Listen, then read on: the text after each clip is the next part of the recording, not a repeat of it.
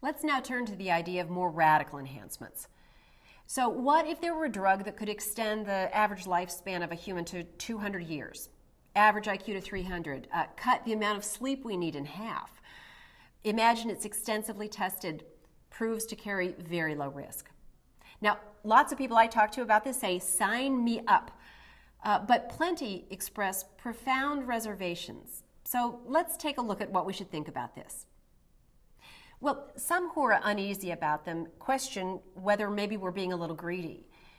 The best that human life offers, something not everyone gets, is an amazing and wonderful gift.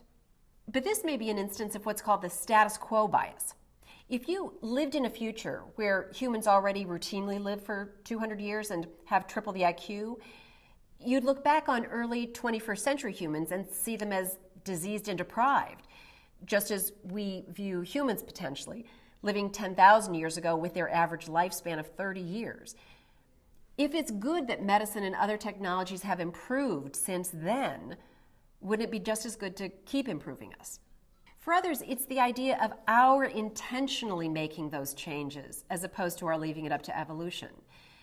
If we were supposed to live that long, be that cognitively fast, sleep that little, wouldn't we be designed that way?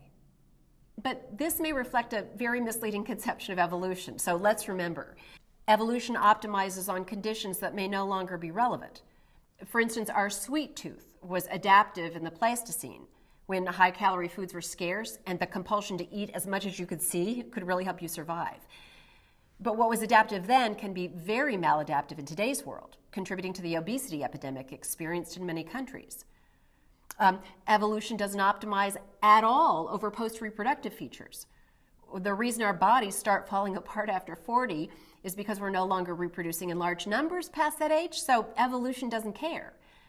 Plenty of our features aren't optimized in any sense. Our biology is the result of many accidents and genetic quirks. Unlike most mammals, for instance, we don't synthesize our own vitamin C. And that's due to a mutation that happened 40 million years ago that happened to inactivate a gene that produced a specific enzyme. And fourth, where evolution does optimize, making us naturally fit, that fitness isn't always good. As the philosopher Nick Bostrom puts it, evolution doesn't care about human happiness. He says, a capacity for rape, plunder, cheating, and cruelty might well have been evolutionarily adaptive, but they've had disastrous consequences for human welfare. In other words, while some people refer to evolution as a master engineer, it's, as Alan Buchanan puts it, a little more like a blind, morally insensitive tinkerer. Well, here's a different worry, not one about meddling with evolution, but about whether these radical enhancements would really be good for us. Is more always better? Would living to 200 or needing half the sleep really make us happier? We might find out those enhancements had unanticipated downsides. Perhaps increased cognitive speed would crowd out creativity. Maybe having better impulse control would make people more submissive. Maybe never needing to sleep would be accompanied by horrible boredom. Enhancing our capacities doesn't always enhance our well-being. These issues at bottom are epistemic worries. We remember a word that talks about our state of knowledge. Ultimately, it's an empirical question whether those sorts of enhancements would really increase our well-being. Others would say, given this fact, that what we should do is let some hardy souls try the experiment and find out. After all, some people thought universal literacy was a dangerous idea at one point.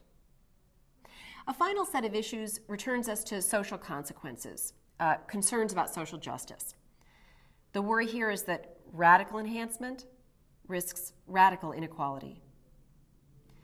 So if radical enhancements do turn out to make people genuinely better off when they have them, there's good reason to worry about a class division between the enhanced and the normals. Increasing the upper bound of well-being can sort of stretch the inequality gap. So what if only the rich had access to the enhancements? Not only would they live longer, think faster, sleep less, but since those are socially valuable, they would likely accrue even further advantages. Why would an employer ever choose to hire a non-enhanced applicant over one who thinks twice as fast and needs half as much sleep? Well, why do we care about inequality? Better, which inequalities do we care about? I ask because we need to think carefully about trade-offs. The plain fact that an improvement won't be equally enjoyed doesn't mean we don't pursue it. Technology and life-saving medical advances are often unequally distributed, but if they do enormous good for many, we may well pursue them. Indeed, a crude view about the kind of equality worth pursuing is subject to what's called the leveling down objection. If all we cared about was equality of distribution, we could achieve it by bringing everyone down to the level of the worst off. So we don't want equality in that crude sense. What kind of equality do we want then?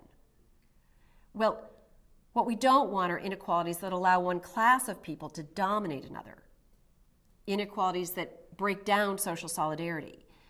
Inequalities where the access to the levers of political and economic power are concentrated in the hands of a few.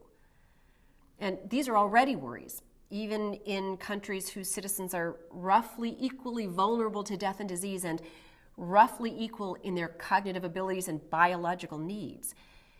Add radical enhancement into the mix, and the possibilities for political and economic domination might truly increase.